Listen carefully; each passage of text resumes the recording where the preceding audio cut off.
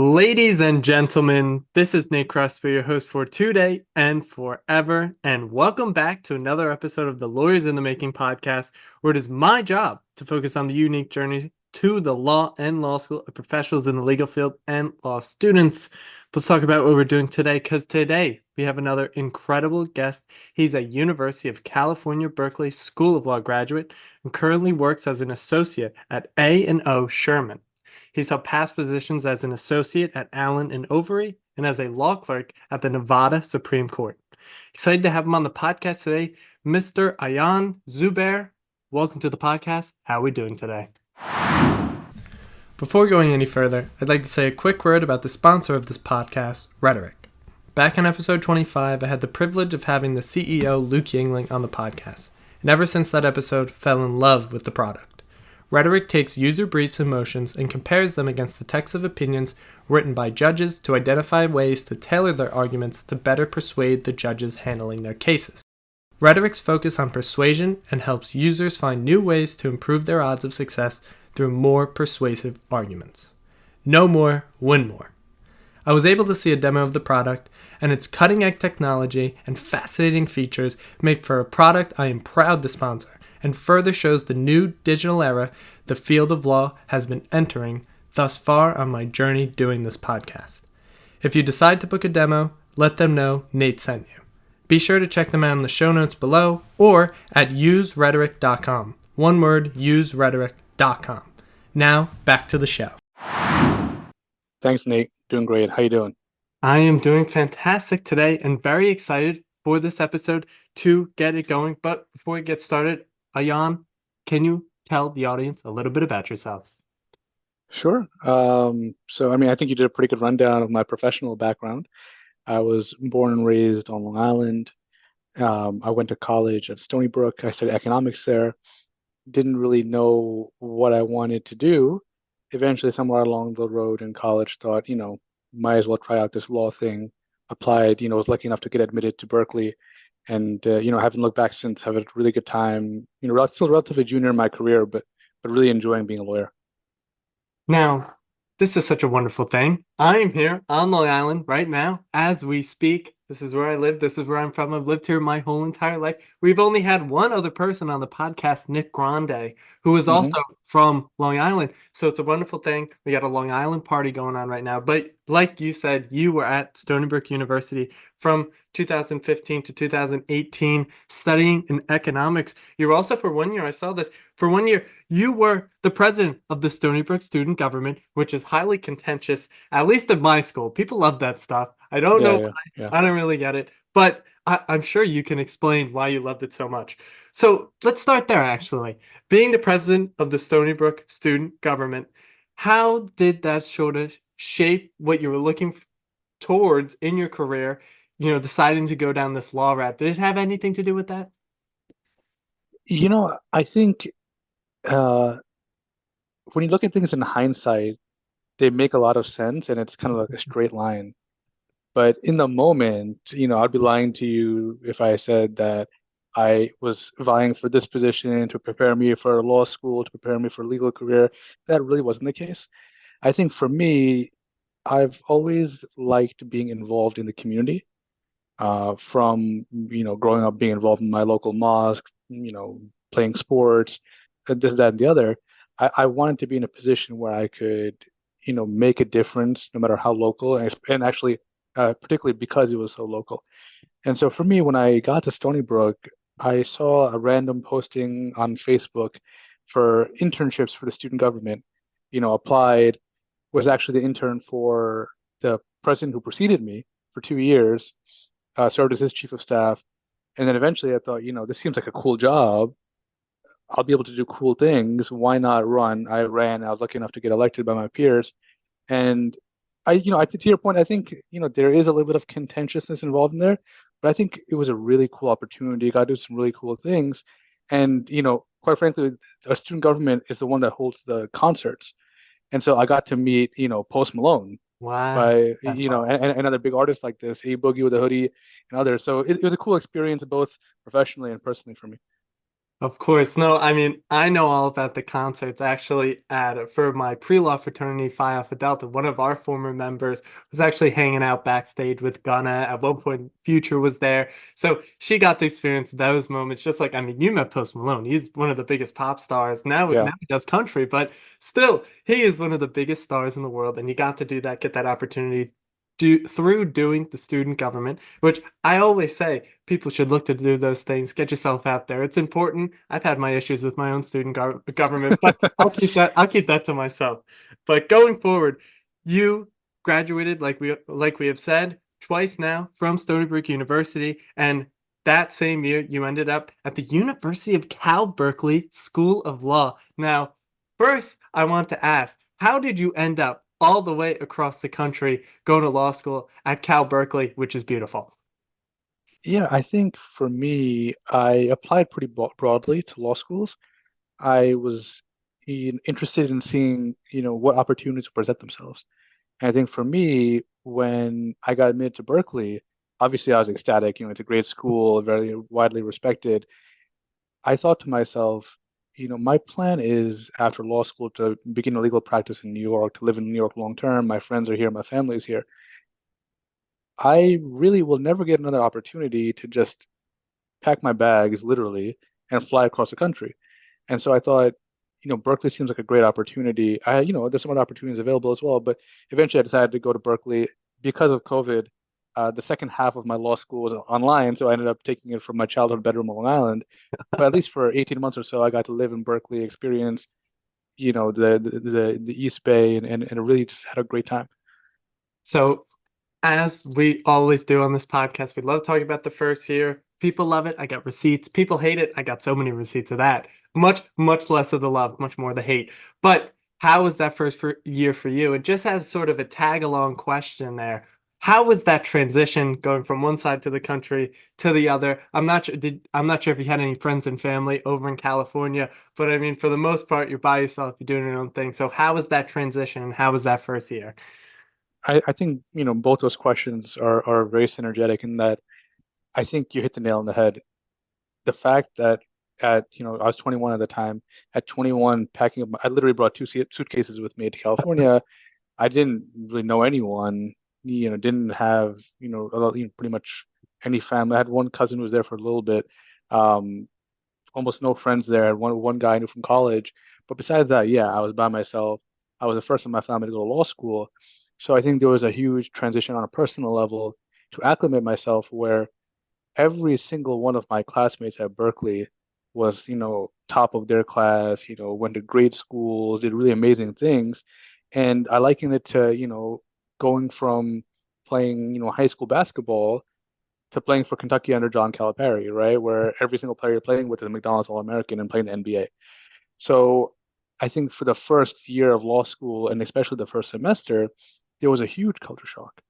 Both substantively how to, be a good law student, but also, living by myself. When I was in college, I dormed, but I had a bunch of roommates and I had a bunch of my closest friends from high school went to college with me.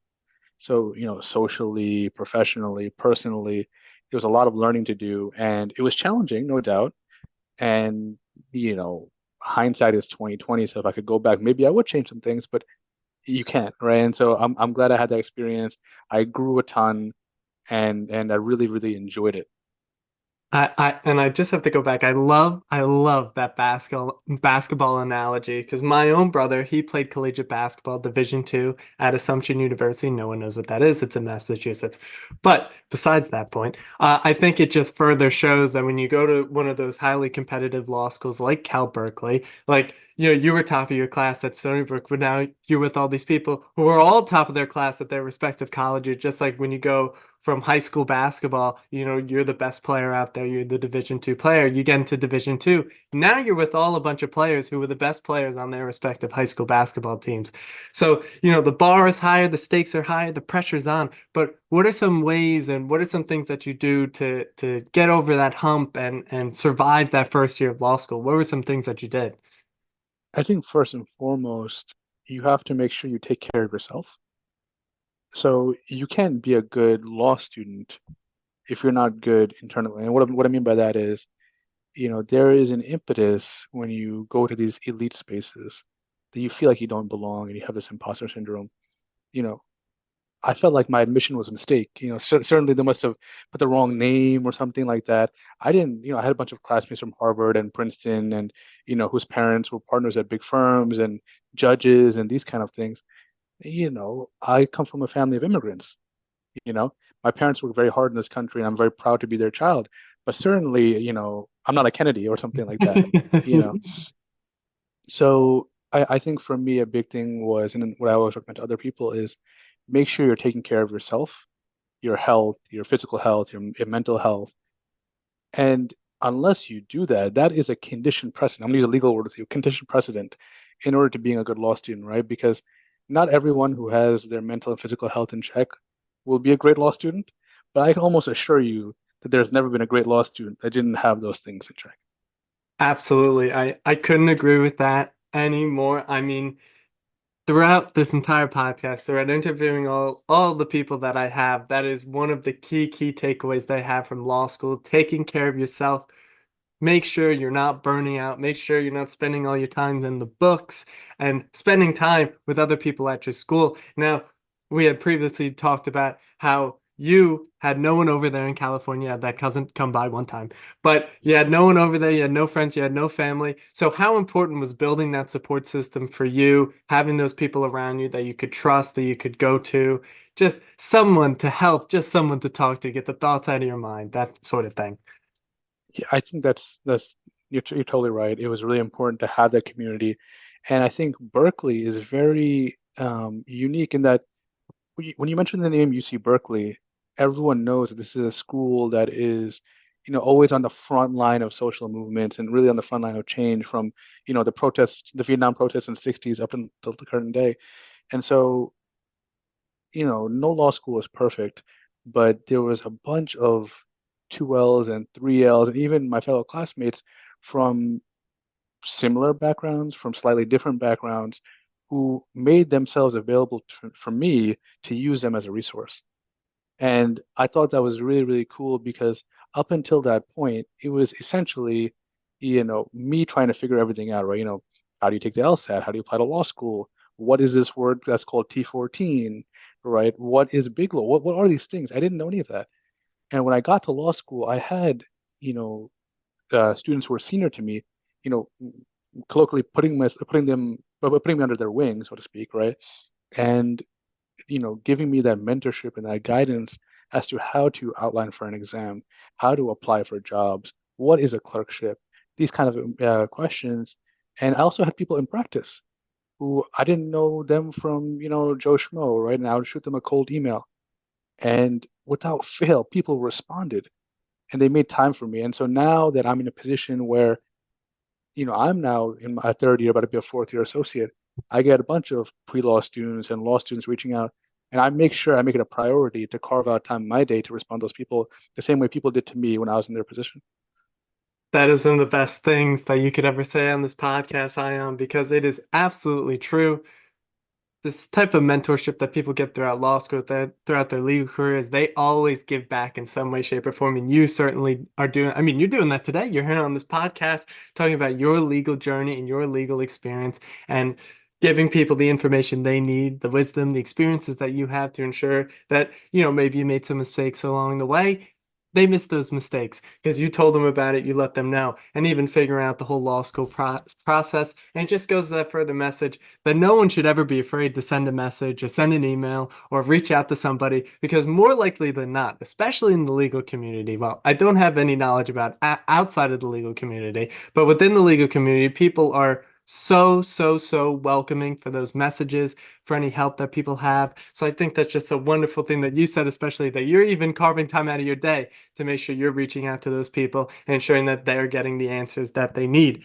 Now, while you were in law school from 2018 to 2021, you were a civil rights intern at Surveillance Technology Oversight Project, and you were also a summer associate at Allen and Overy, which you would eventually come back to and work at. So, can you talk about those experiences? And within talking about those experiences, did you ever figure out through those experiences what you wanted to do, but especially what you didn't want to do with the law in terms of specialization?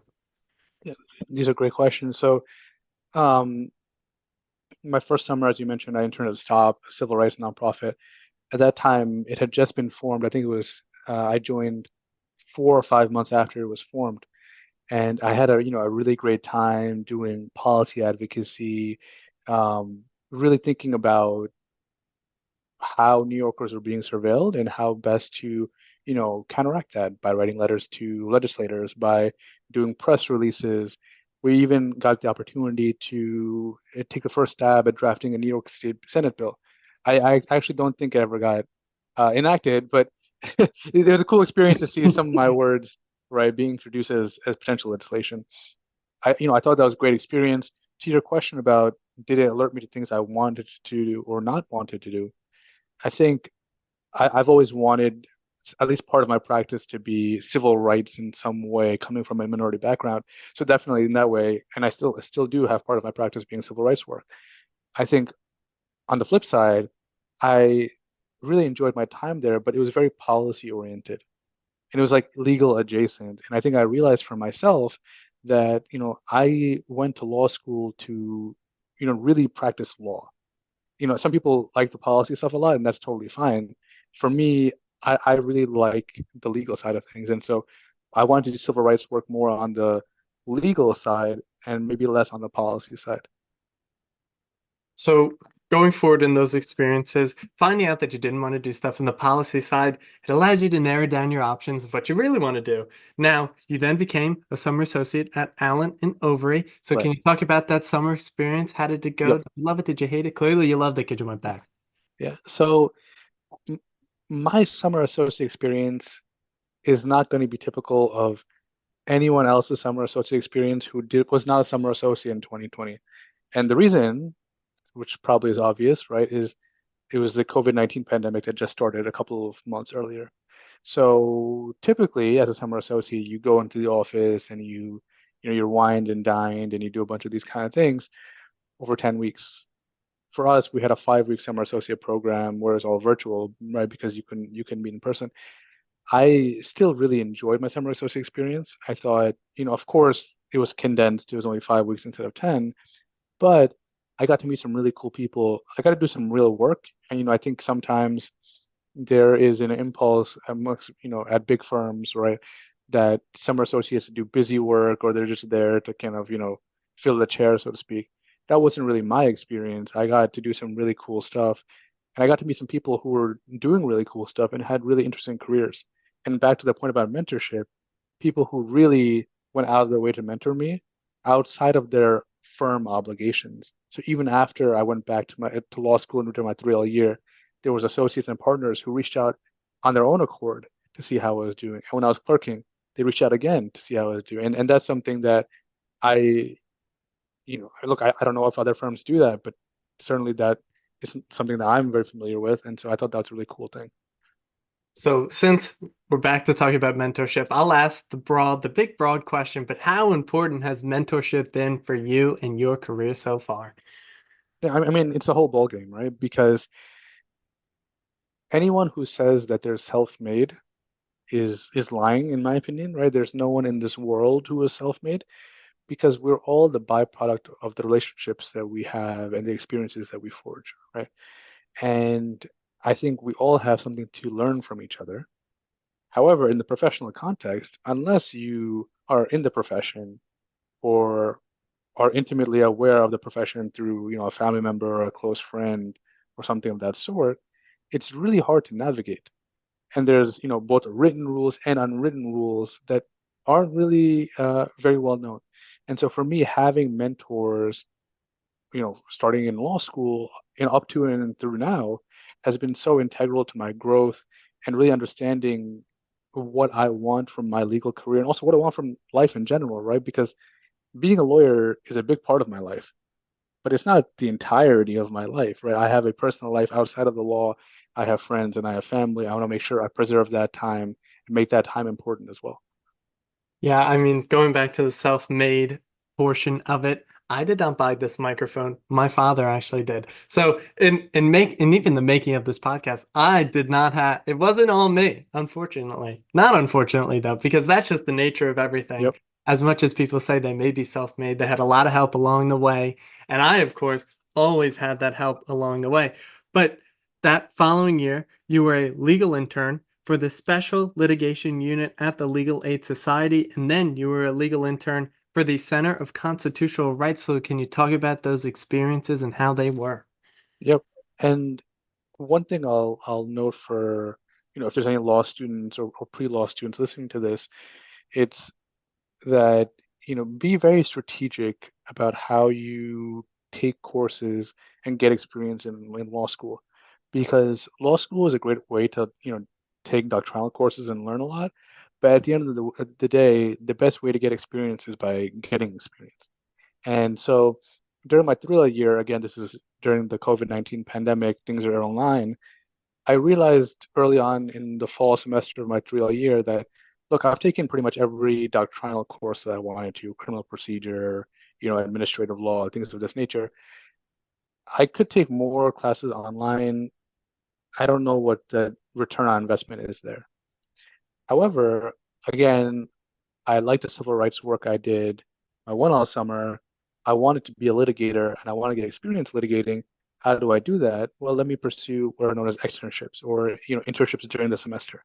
And so during my spring of my 3 year, I did both internships. I did a couple of days a week at the Center for Constitutional Rights, a couple of days a week at Legal Aid Society, and at both places, I was, doing civil rights work, helping them draft complaints, and helping them with all parts of litigation and legal research.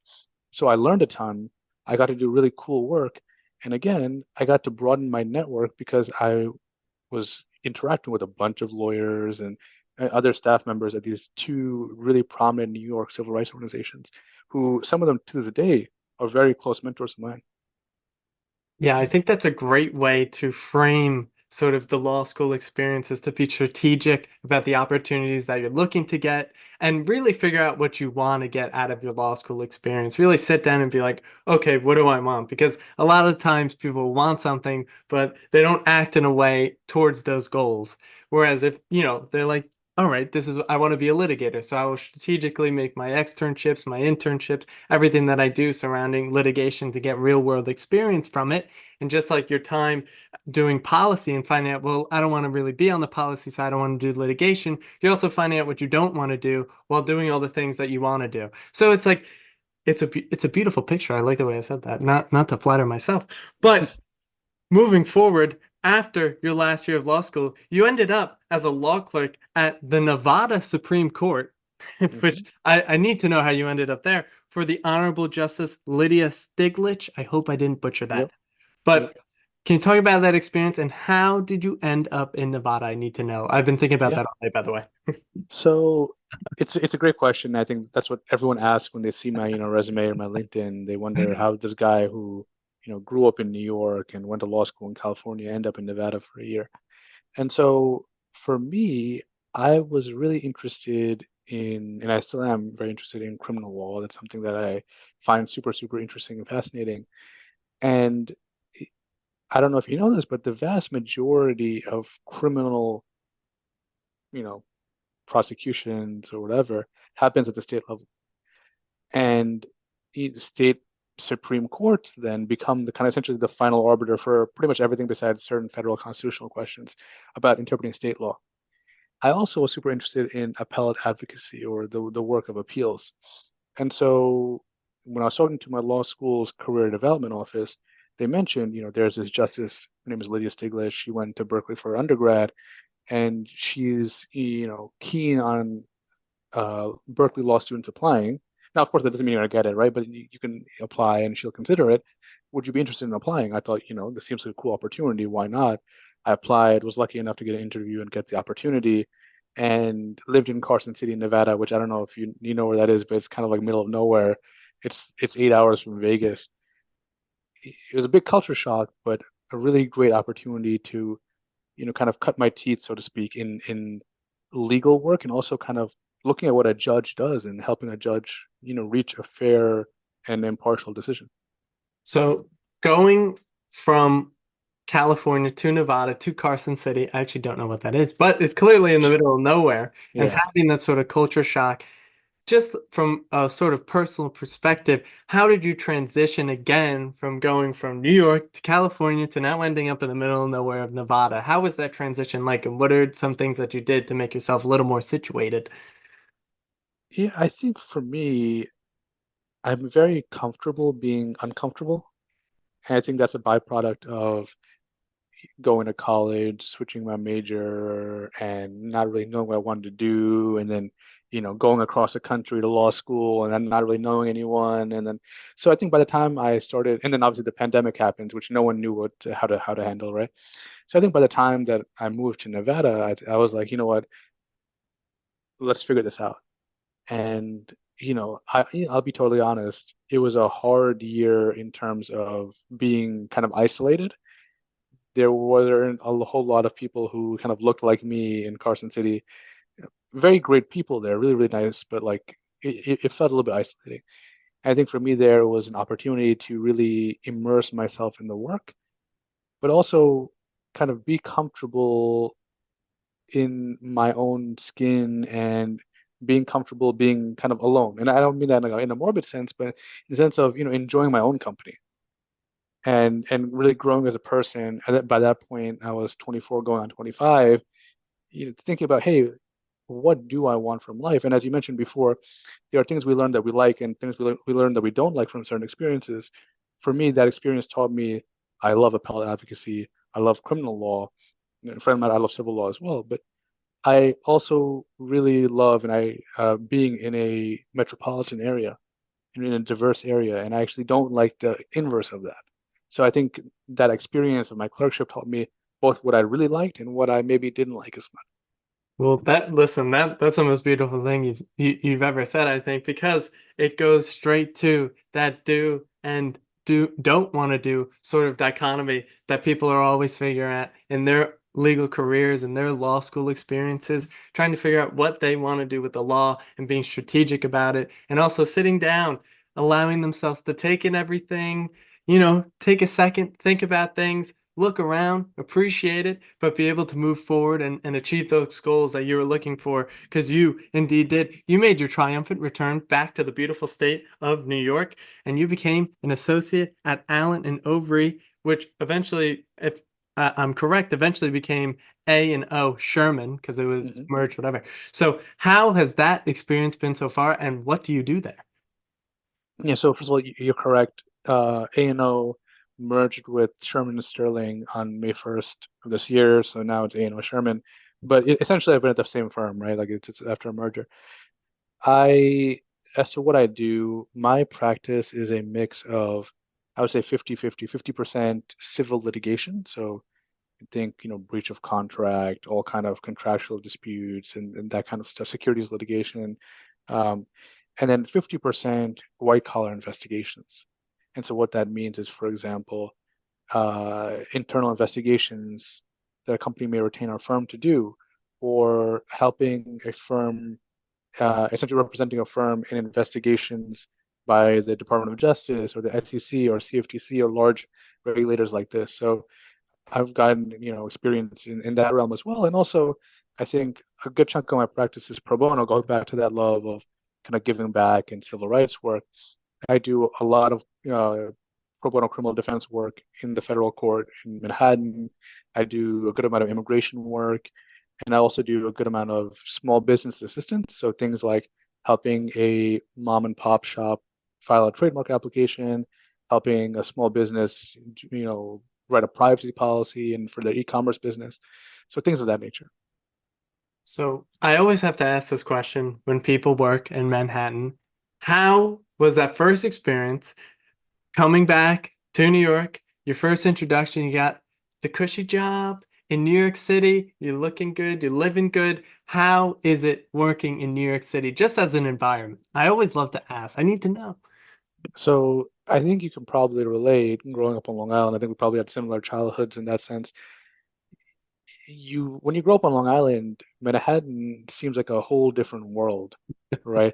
Maybe once a year your parents will, sit you on the LARR and you take the train, right? And then you go to a Knicks game or something of that sort. You see the tree, for example, Rockefeller Center. So for me, I think it was a really awe-inspiring experience. Also because my summer associate experience was virtual, right? So I didn't go in the office to work in Midtown. Our office is in Rockefeller Center. Wow. And I remember one day it was around Christmas time and I was working pretty late. I was like, I'm pretty tired.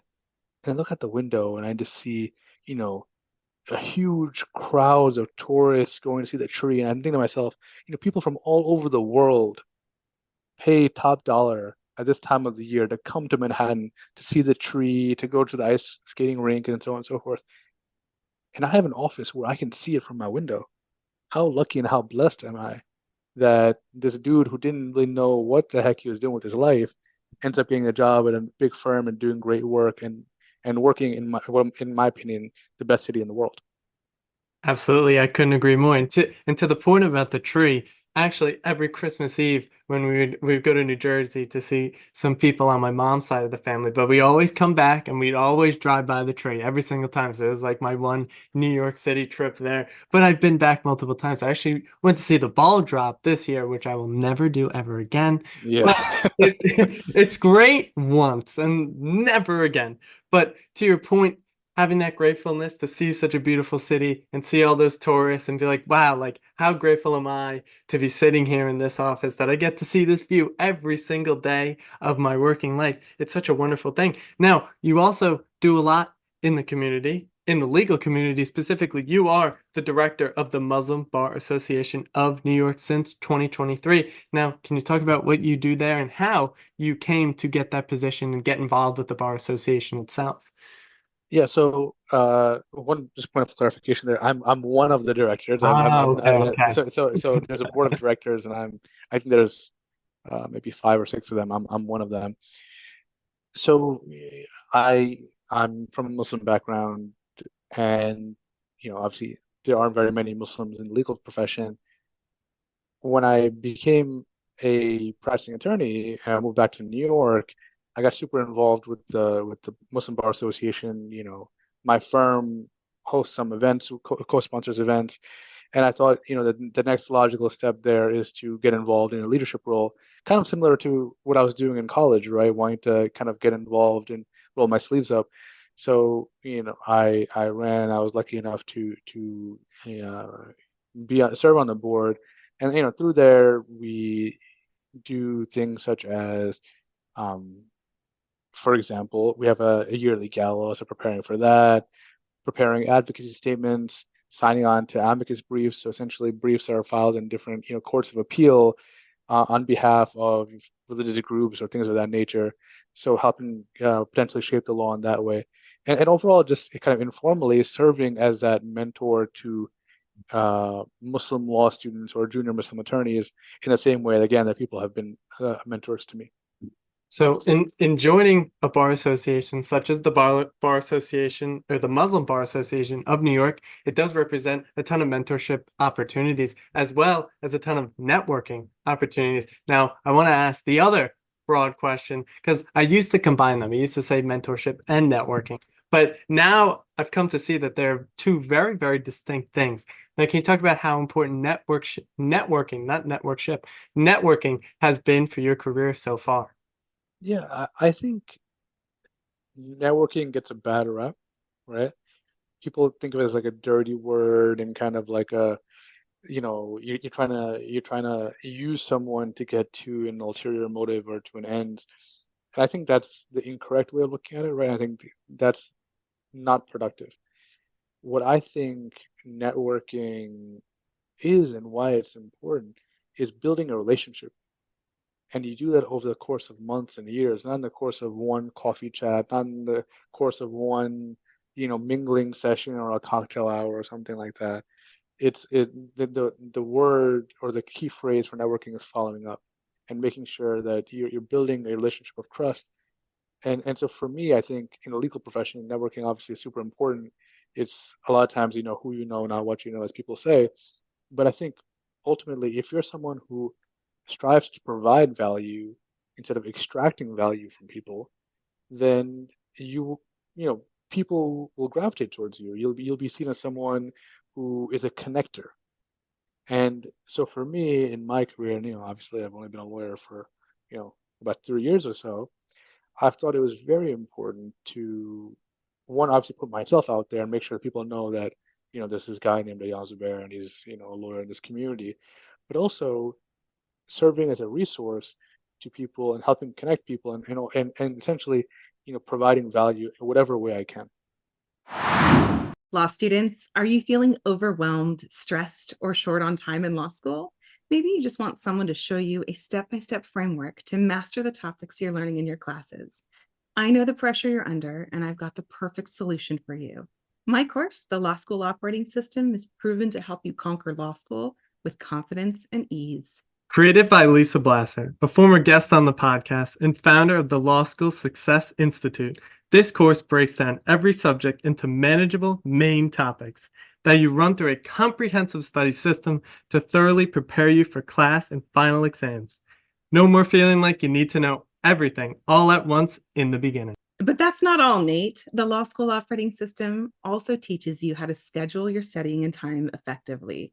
For every topic, you'll know which study step you're on and when you'll complete it every week of your semester. No more mad dash cram sessions, more time with your loved ones. And with my system, you'll walk into your exams knowing you've given 100% of yourself, that there's nothing more you could have done to succeed, and there's no better confidence than that. Lisa breaks it down like this: one class, one list of main topics, and one system to master each topic. With recorded and live sessions for students available on her website and partnerships with law schools nationwide, the Law School Operating System is here to help you thrive from day one to the final exam. Ready to take control of your law school journey and operate at your full potential in law school? Visit www.lisablasser.com today and enroll in the Law School Operating System. Be sure to use code LSOSNATE10 at checkout for 10% off the recorded course. That is code LSOSNATE10 at checkout. Now, back to the show. Now, you said that word. I love that word, value. Can you, in your own words, just your own words, how would you describe giving value to someone, or what would be an example of value for you? And I guess from a networking framework, if we're just talking about networking, what does value look like in that sort of frame? Yeah. So I think, frankly, you and this podcast is a good example of that, right? So, and I'm not just saying that to flatter you. I'm being totally honest here, right? Where you're interested in pursuing a legal career, right?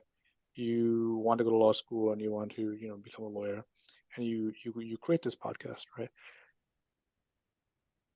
Cold emailing people, I think people want to help, but it's hard for people to respond to everyone, and especially it's, people are busy. Sometimes they just, miss an email or something of that sort. When you're reaching out to people, you're saying, hey, I would love to chat with you. I have an opportunity. I have a platform. Why don't you come talk to me on this platform? And the one thing that every lawyer loves is hearing their own voice. So right off the bat, you are performing a service of value to these people, for example, to myself and others, where you've had some very senior, very accomplished attorneys on this podcast. And what happens is when those people come on the podcast and then you follow up, another keyword I use, right? And post clips on LinkedIn and things of this sort, and they share it, now it alerts their circles as to, who is this person over here, right? And you're an entrepreneurial person, I can tell. You will look at who this person knows and that person knows, and you'll reach out to them. And you might even say, listen, I know your buddies with Ayyan Zubair. I just had him on my podcast. Do you want to be on my podcast, right? And next thing you know, you've created a network of dozens, if not hundreds of people. Am I correct? You're absolutely correct. I mean, you're revealing all of my secrets. No, I'm kidding. But first, I have to thank you so much for, saying that about my podcast. That is given value, because I try to give value as much as I possibly can, because I know from doing this podcast how truly, truly, truly important it is to do that. Because in everything, you're given a proposition. You got to have some sort of value proposition to every opportunity or everything that you're looking to give to someone. So when you do it a good way, obviously the podcast is a nice way to get the ball rolling. It's very informal. There's not a lot that comes with it. You're not asking that much. See, now I'm really giving away my secrets here. But to your point, it is creating a network of people. And within those networks, you're also creating even more networks because you're having people meet other people that they've never seen before, where I could have former guests meeting people to my present guests that they've never seen before on LinkedIn, vice versa, like that. So, of course, I mean, I asked you for the example and I turned out to be the example. So now I'm getting all red in the face. But I couldn't agree more with what you're saying now. But Ayyan, we are now down to our last 5 questions. The first of the 5 questions is what I've seen throughout my entire journey of doing this podcast, that the legal field is moving in a certain direction towards new software technologies, new AI technologies. So this is the tech stack question per se, but what sort of technologies do you use in your daily life or at work, in just your regular life when you're living? And what recommendations do you have for people out there in the audience?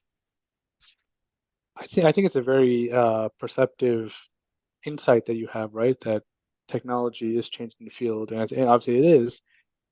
That said, I think because nowadays we've become so accustomed to technology, to video conferencing, to AI, counterintuitively, I think the value of the old methods have become much more important. And so what I mean by that is this. Of course, as a lawyer and as a person, I use, Zoom and Teams and Westlaw and, you know, nowadays a bunch of people are using ChatGPT and, kind of generative AI and these kind of things, and that's all important. But there's something to be said about having a pen and paper and meeting someone face to face and sitting in their office during a meeting and after a meeting, and these kind of interactions that people are really longing for. And the best example of that is go to any airport in the country right now, not just on a Friday evening, right? But on any day of the week, it'll be packed. And you'll see people lining up to the door for legal conferences and these kind of opportunities because people really want to be in person. And of course, I'm a proponent of flexible work arrangements. I know many people are, having a hybrid model, working from home some days is obviously very helpful. But there is something to be said about, really cutting your teeth with someone in person, working hand in hand, redlining a paper with by hand, these kind of things. It may sound old school and maybe I'm sounding like an old man or something, but there is some value to that. Listen, I couldn't agree more. If I look around me right now, obviously the people out there listening can't see this, but I got papers upon papers of pen and paper writing, because I think it's one of the most beneficial things that you can do just for like getting ideas out and stuff. I hate typing. I really, really do. The real ideas happen when I'm writing down, when I'm getting Yep. the mind going, when I'm just brain Yep. dumping. So I think those traditional sort of ways of doing things will always come back to prevalence, because at the end of the day, people need people. People will Yep. always need people. And even for me, just as a personal policy, I always avoid using the self-checkout. I always check out with someone. I don't know why. It's just the way I Yep. do things. I like talking to people. I'm a little weird. It's all right. But I couldn't agree more with what you were saying. I am a preacher of the pen and paper. It is so, and it's nice. It's nice to do. I like writing too. It makes me feel Yep. good. But fourth to last question here, live on the Lawyers in the Making podcast, what are your book recommendations for people? It doesn't have to be about the law, just some of your favorite books, something you give a gift to someone. You know, I'm going to sound like a nerd because all my recommendations will be kind of law or politics related. I just finished reading Ted Kennedy's memoir. I can't recall the name of it, but if you search up, Ted Kennedy's memoir, he published in 2009, shortly before his passing. It's a really great read about, and a really great insight into the life of not only Ted Kennedy, but, John F. Kennedy, Bobby Kennedy, Joe Kennedy Sr., and really, essentially the biggest political dynasty in this country's history. Um, I actually, funny enough, we all learn in grade school that Thomas Paine's Common Sense was one of the pamphlets that was distributed in support of the Declaration of Independence. There's a local bookstore by my house that just so happened to have a copy lying around. I bought it and I read it. It was really incredible reading. And actually, when you read it, you realize how prescient of a man this person was, that the issues that he mentions and the solutions that he gives actually ended up, a large part of it ended up in our Constitution. Yeah, I mean, that's why I love my old books, of course. I mean, because just to read some of it, I honestly wasn't expecting Common Sense by Thomas Paine. That throw me off right now. But I love the recommendation because it is a wonderful book. I do remember it from long, long ago in my high school and middle school days. I haven't read it since, so maybe I might pick up a copy now just because you said Yep. it. But one of the great things about those old books, especially Common Sense, because of its influence not on this country as a whole. I mean, the foundations of this country, but just how ahead of their time the people from back then were a lot of times in writing, how they were able to anticipate a lot of the issues, a lot of the problems that may arise, and put in solutions in the foundations that allowed this country to become the country that it is today. So I love old books for that fact, and I love that recommendation because it is an old book, and it became if it was before the year 1950, obviously the year's gonna move as time goes on, but anything before 1950, I'm game. I'm always game. Right. But third to last question here: what are the sorts of things that you consume, not food, consume on a daily basis? Either that be through social media, so things like Instagram, Twitter, LinkedIn, Substack, any podcasts you listen to that you recommend, any people on LinkedIn that you recommend. What is crossing the transom of Ayyan's mind on a daily basis? So in terms of what I like to read or what I like to do, I read a lot of books. I always have a book with me in my backpack. I have on the train or something like that. So that's one thing I like to do. On the kind of social media side of things, I spend quite a bit of time on LinkedIn just scrolling, and um, I don't use the word stalking, right? But like learning from people's life experiences, right? So clicking on someone's profile and seeing their career trajectory and learning about the different opportunities that are out there, I think is super, super helpful. And even just, you know, building a network on there, right? And I think, well, for example, some of my own mentors, it was just seeing someone on LinkedIn that I thought was really interesting, shooting them a message, being like, "Hey, you don't know me from Joe Schmo, but you seem like a cool person. Can I talk to you?" And almost without fail, they say yes. Absolutely. It is the power of the internet, of course, that you can connect to anyone in the world. In the world. I've had only one international episode, unfortunately. It was with Scott Simmons, who is one of the nicest people I've ever met in my entire life. But there are more international episodes very soon, but it just further shows the reach of the internet, especially LinkedIn, especially among professionals. If you want to learn something new, especially even as a seasoned lawyer, even as a lawyer like yourself, you could learn things from people who have much more experience than you. Just shoot them a Yep. question. Hey, I'm working on this case and I got this problem, and I saw that you had done a previous case as well, just as an example. But it further shows that sentiment. Now, second to last question here. What does an ideal Friday night and Sunday morning look for you? That's a good question. I think I enjoy spending a lot of time with family. So, with my spouse or with my parents or siblings. So, yeah, ideally it'd be something like that. Cooking is a lot of fun. I've recently gotten more into that. So, making food that, I'm by no means a Michelin star chef, but food tastes better when you make it yourself. Of And course. then I think the last thing would be I really enjoy playing FIFA on Xbox. So I play quite a bit of that, and that's a great way for me to just kind of relieve the stress of the day. And it's funny because you sometimes I get some you know people sending really strange messages to you. I'm thinking to myself, look, I just worked a hard day job. Like you beat me fair and square. Like no need to rub in my face.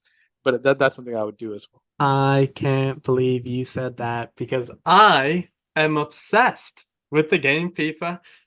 Famously, very famously, FIFA 21, my senior year of high school, I have recorded 42 full days played on that game. I am an Wow. absolute I play a lot. I don't play as much FIFA as I once did. I had a lot of free time my senior year of high school. But I love FIFA more than anything in this world. I'm quite good at it. This is wonderful. This is the best. Do you play Ultimate Team? I used to play a little bit of Ultimate Team, and I got really frustrated because there were people who spent like actual money, right? Like thousands of dollars to buy packs and make really kind of stacked teams. And I was someone who, would play a couple of games on a Friday night or something, right? And so there's absolutely no way I can compete with that person. So what I do now is I play seasons mode, Of and course. so Classic. I'll choose a team. I prefer either Liverpool, Atletico Madrid, and just play online that way. Those are two crazy shots of team. Do you watch soccer or you just play? Yeah, yeah. I watch a lot. I was actually watching Manchester United I was playing and Fulham today. I Fulham was was playing watching on the Fulham today. TV. So I was watching a little bit of that. I was the part of being a lawyer is you don't get a whole lot of time during the day to watch matches, but I was watching a little bit of that. So I definitely do enjoy watching as Are you a Liverpool and Atletico Madrid fan well. as well? Yeah, yeah. So Liverpool, I really enjoy. Obviously Mohamed Salah, Sadio Mane used to play there, Cool. and Atletico Madrid. I We recently visited Madrid a couple of months ago, and Real Madrid wasn't playing, but Atletico was, and so I went to the game, and it was just such an electrifying atmosphere. So ever since then, I've just really enjoyed playing with that team. No, I would say the Spanish, while I haven't gone international yet in actually going to England or going to Spain, but just from watching the games, I know the Spanish fans are some of the most intensely Yep. passionate fans out there. The stadiums get so loud and they're so like tight-knit stadiums. Like they're not that big, but they're Yep. they fit a lot of people in them. So it's like, the crowd roars and it's just crazy. And I myself, unfortunately, am a Chelsea fan. Really unfortunate times nowadays. We have Manchester City on Sunday. I'm gonna watch with my eyes closed and just listen. But it's really unfortunate times. But final question here, and I love Liverpool as well, not as much as I love Chelsea, but I still think they're great. I love Mo Salah, of course. How Right. could you Right. not? He's the Egyptian king for Christ's sake. But final question here. I just at the end of every single episode, but what are your words of wisdom for the aspiring law students, the current law students, and the legal professionals out there in the world? I don't know if I have much wisdom to bestow on the world. What I will say is, you know, I think, it's kind of tried and true and may sound a little cliche, but, treat people like you want to be treated, right? And I think ultimately good things will happen to you. If you're a good person, you put out good energy and you're really helping people and trying to help people, people will want to help you and people will like you. Especially in a people-oriented field like the legal profession, yes, we hide behind briefs sometimes, right? But at the end of the day, people hire lawyers they trust. People hire lawyers they like. And so if you're someone who is honest and is trustworthy, even and especially with opposing counsel, I think that's a really admirable quality and will serve you. Obviously, it's a good thing to do as a human being, but also will serve you well in your career. Beautifully said. I couldn't agree more. What you put out into the world, you get back in some way, shape, or form. If it's all positive, you're getting back positive stuff, all those positive vibes. We love to hear that stuff. But that is the podcast. That is the episode. So, Ayyan, thank you so much for coming on here, spreading your wisdom, spreading your experiences. And for everyone out there listening, thank you for tuning in. Be sure to check us out, lawyersinthemaking.substack.com. Lawyers in the Making, one word, substack.com. And I will see you all in the next one. Happy Friday. Even though it's not even Friday when this episode comes up, it's still happy Friday.